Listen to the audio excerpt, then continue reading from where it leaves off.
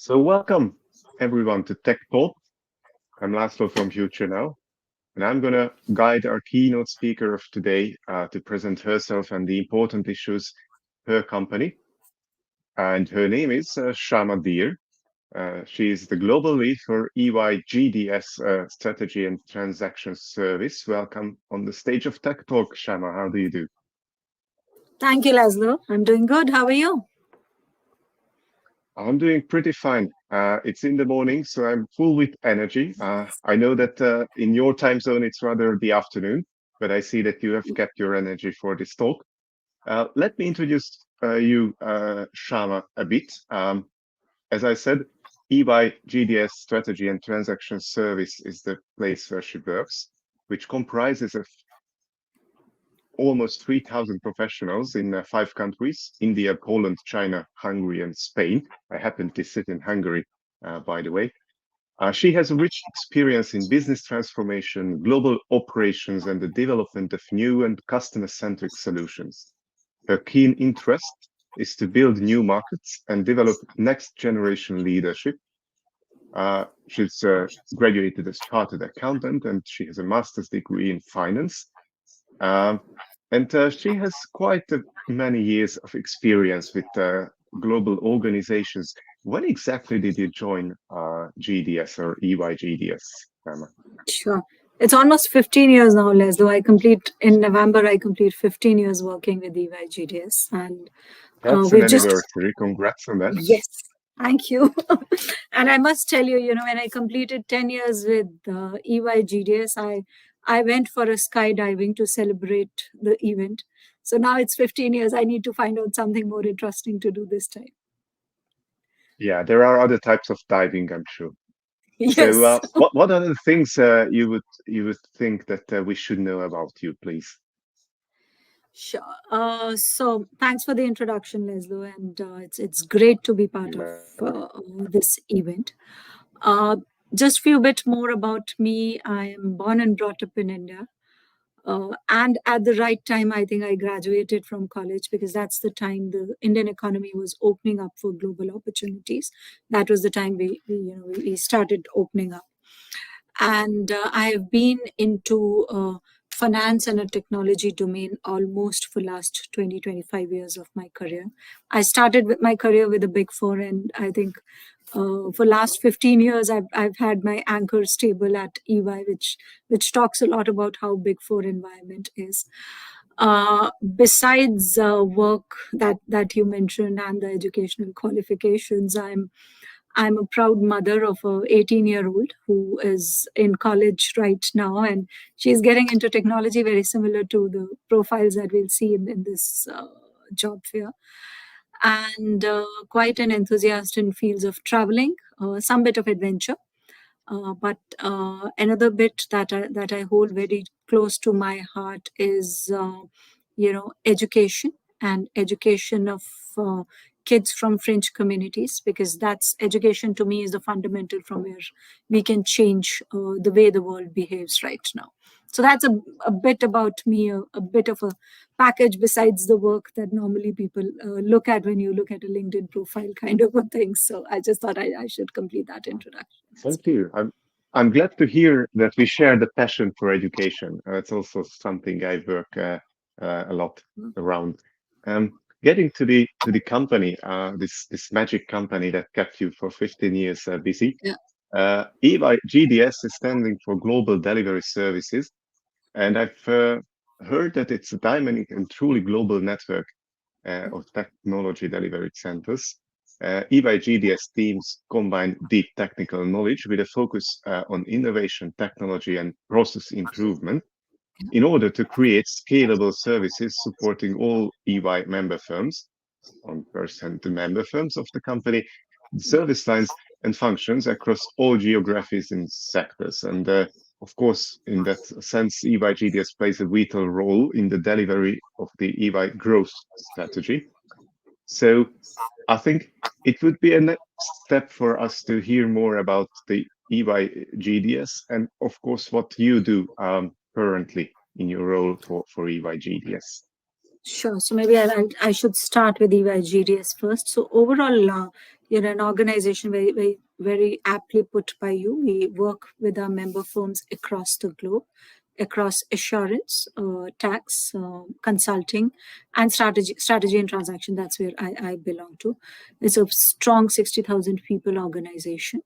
We work across all these domains. Now, while these domains sound very technical and non-technology related, but let me tell you and the entire audience, uh, technology is the way we work. It's like a second nature to all of us that we do.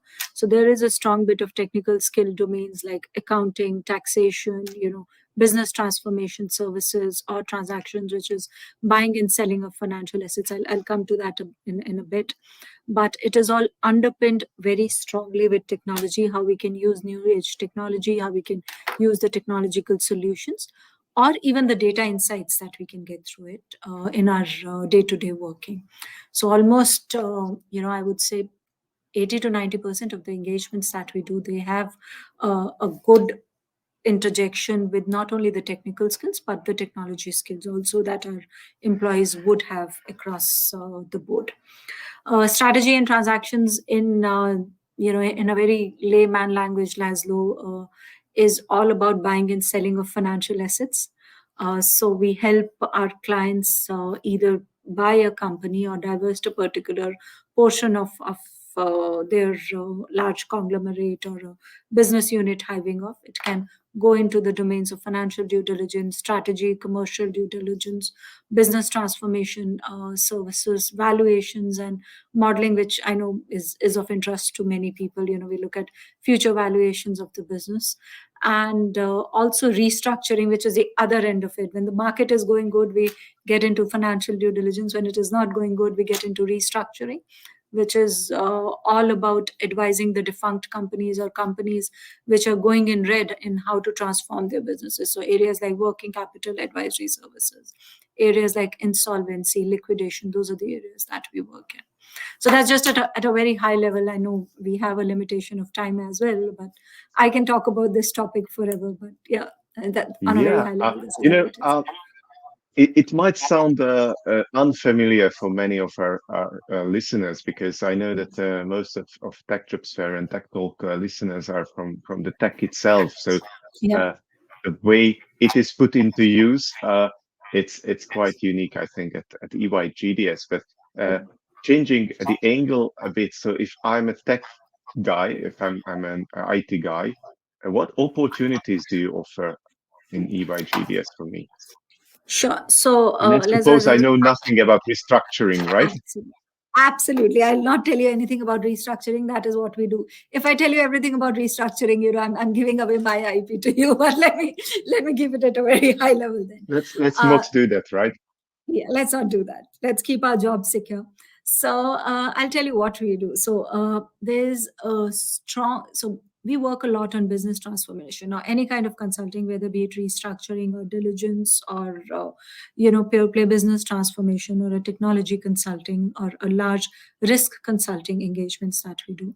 They have a large set of data which comes within, right?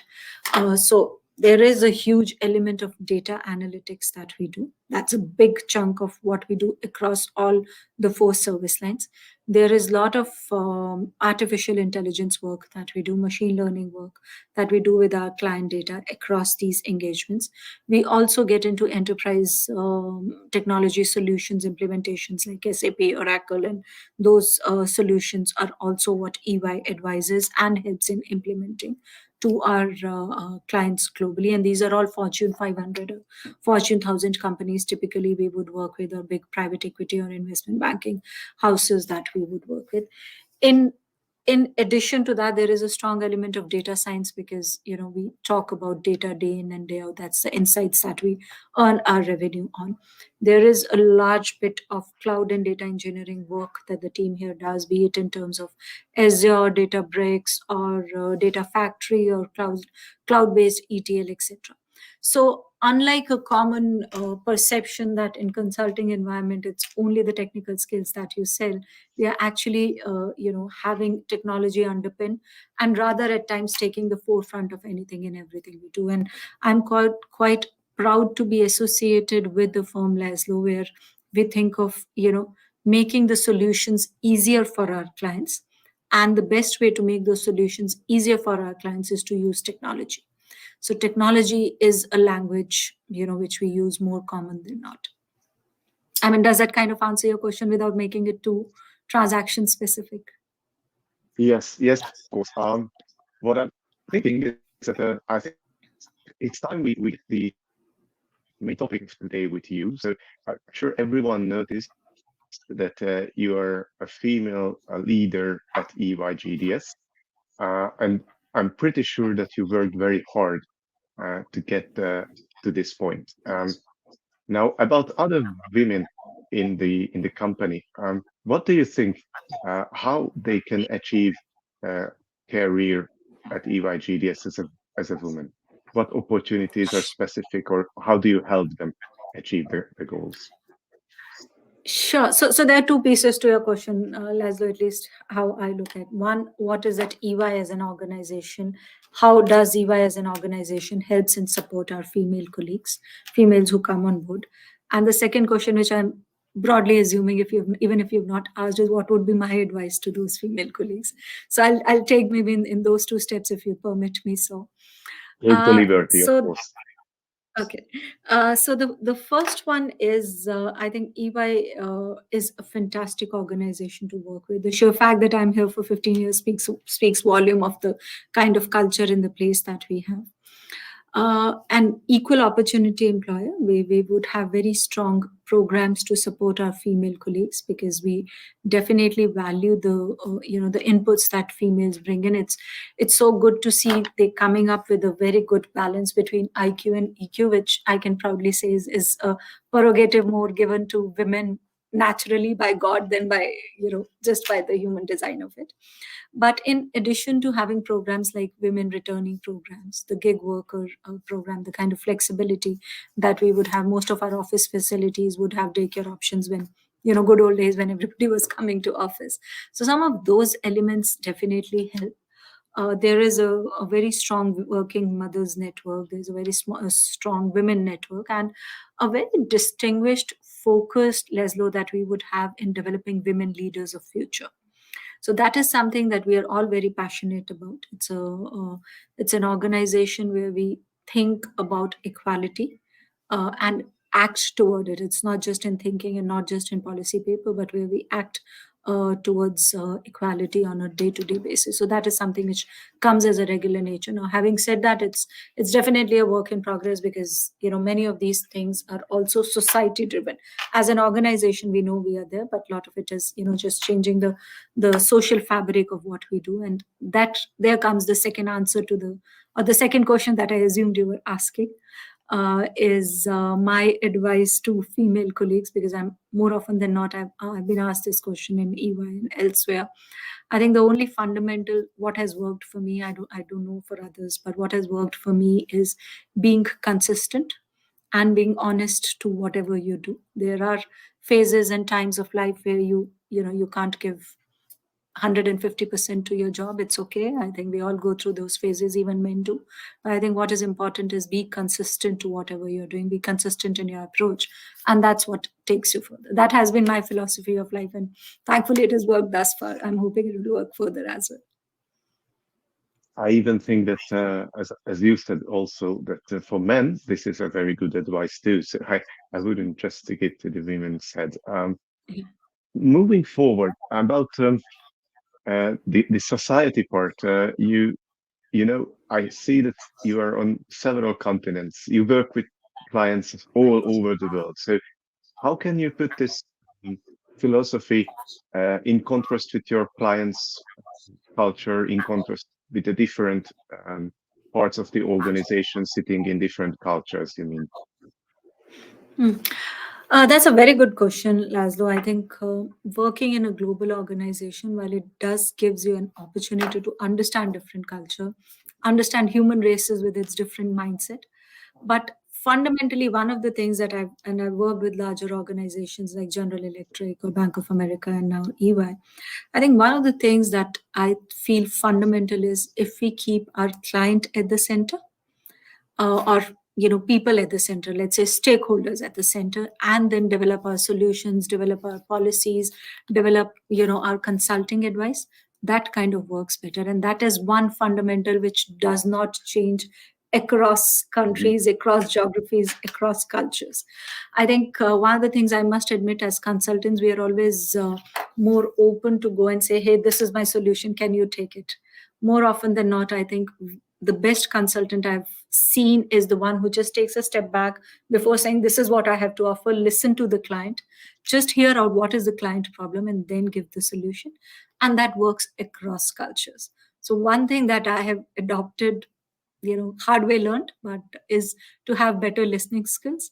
And that is something which works across culture, because fundamentally we are all humans who are in search of happiness, in search of right solution for each one of us. So if we go through to that level of understanding, it's not difficult to work across cultures.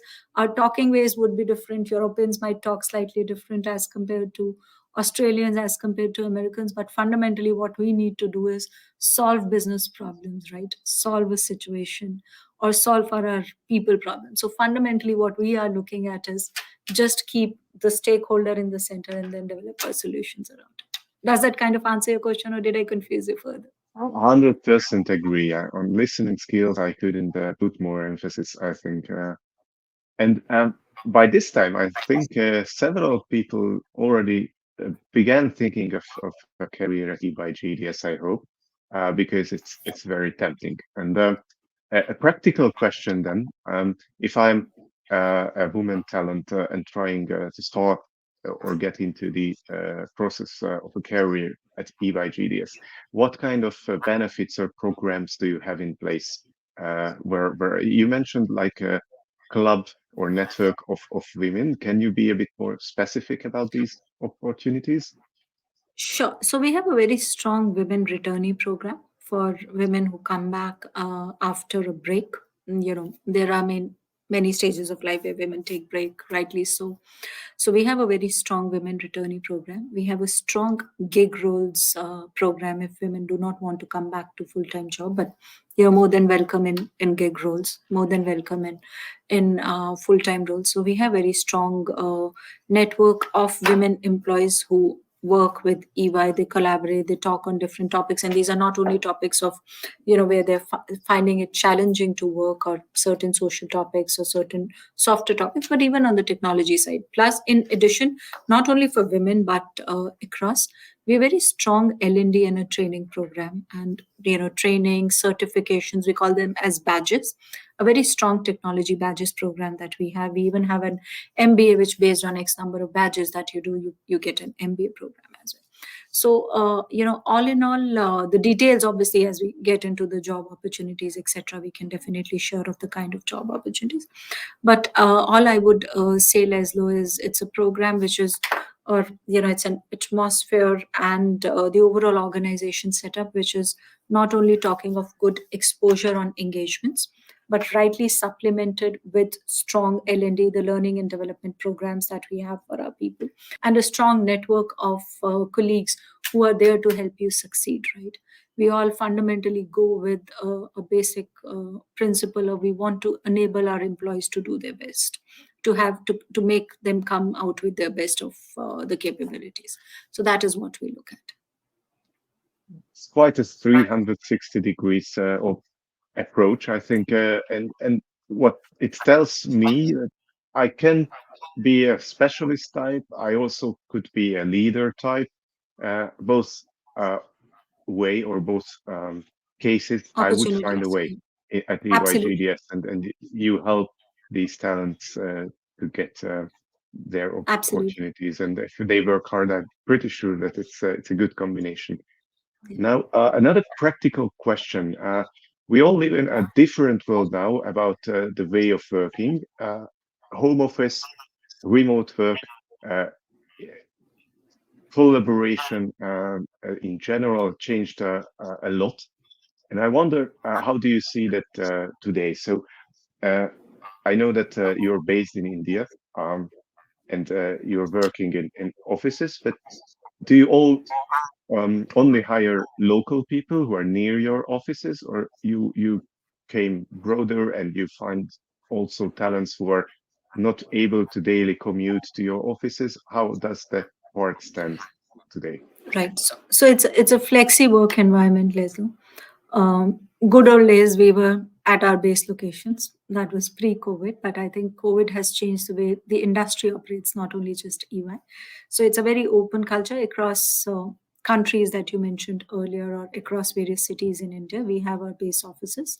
Having said that, our employees are based across all over the India, or all over the different countries that they work. There are certain legal specifications that we need to adhere to, but it is not that the people need to be in the same city or a town where offices are located. They are spread across, and then we are connected virtually. And in this kind of world and environment, you can't expect people to be in office all the time. So we have that kind of a flexi arrangement, and that is what we continue to grow further as we look into the years ahead. And I think that is how you get the best of the talent. The best of the talent do not necessarily need to relocate to a metro city to be working as part of EY GDS. So yeah. That sounds great, actually. This opens up a lot of opens opportunities for a lot of people. Coming to the opportunities themselves, so I see that EY GDS is almost 3,000 people. How many open positions do you have currently for tech people? Okay, so it's just strategy and transactions, which is 3,000 people. As though overall EY I GDS is understand. about 60,000 people, right? Okay. And right. And while I might not have the number of opportunities which are open for technology people right now, but I know it's above a big number of about 5,000 people. So the number of open opportunities is a lot more than the existing SAT, and this spreads across assurance, tax, advisory, and consulting, and strategy and transactions. So when I represent here, I don't only represent strategy and transactions, but across EY GDS, the positions that we would have. Okay, thank you for the clarification, and my bad, of course. Now, I think we have touched upon almost everything. For those who are just started to listen, we've started with the career of Kshama herself, and then we introduced, of course, EY GDS and the strategy and transaction service. Also, I think we've covered a lot about the development opportunities and, of course, the network opportunities for women uh, at EY GDS. And we've discussed that they have a lot of tech open opportunities, open jobs currently hiring. So if you're thinking at least of changing your job or of moving forward, it's definitely something that you should check the website of EY GDS for. And let's finish with a specific question. So, or two specific questions actually. One would be that is there any specifics to the tech skills themselves? So I know that there are a lot of different technologies today, from blockchain to SAP. Are there any specific areas of skills that you are hiring for, or it's really quite general as overall EY GDS is so general in their services? So I won't say it is general, as though it is specialized. Having said that, we are hiring data architects, we are hiring data engineers, we are Hmm. hiring people. Hello. Yeah, we can hear you. No worries. We are hiring people across multiple skills, including IoT, including blockchain, including MS Azure, including cloud, and so on and so forth. So there's different skills for the number of positions that we are open. So specialized skills that we would have across various things that we do. So it's not a generalist, but is, I would say, it is a wider pool, a wider domain of skills that we are looking at, and then we get into the specialization. And the good thing is they are not only few in numbers; they are huge numbers that we are planning to hire in coming 12 to 24 months. So we have been growing at a very fast pace, Laszlo, and we don't see, thankfully, any reason for slowing down of that growth. So the opportunities are huge, and the company does require good, smart people who can come and solve client problems together with us. Thank you very much. I hope that it's really encouraging for everyone listening here. Now, the last question would be, I know that June is the month of Pride. So can you tell me a bit more about how EY GDS stands when it comes to inclusiveness and diversity and equity? And of course, you mentioned equality. Right. So DE&I is very strongly embedded in our culture, of everything that we do. There is a strong leader that we have for leading this. And so Jaya leads our entire DE&I initiative in GDS. In further continuation, we have multiple initiatives for people across various orientations. We have a very strong LGBT group going on. We have a strong network of group called Unity here in GDS that we all relate to. And I think as leaders and as employees, we all kind of ascribe to to a belief, a very strong belief that and a strong, diverse, equality and inclusive culture is what makes a perfect organization and a good place to work. Ultimately, all of us spend good portion of our waking up time in an organization, so it has to be a very open culture, and that is what EY ascribes to, and EY GDS in particular. I think I feel very proud to be part of an organization where a lot of these initiatives are talked about, thought of, and we are kind of ahead in terms of how the industry overall looks like. And even just to give you an example, as the pandemic started, we were always worried of different new operating model, people going through their stress environment, etc. So I think there were a lot of initiatives wherein we talked to our people. There were multiple connects, not only with the leadership but between the people, between the colleagues themselves across levels. So some of those things have really come in forefront to make the culture of what it is. It's a very inclusive culture, even from a standpoint of the openness and ability for our employees to come and say these are the 2 or 3 things that we need as a change in the culture, and then we look at its practicality and implement it.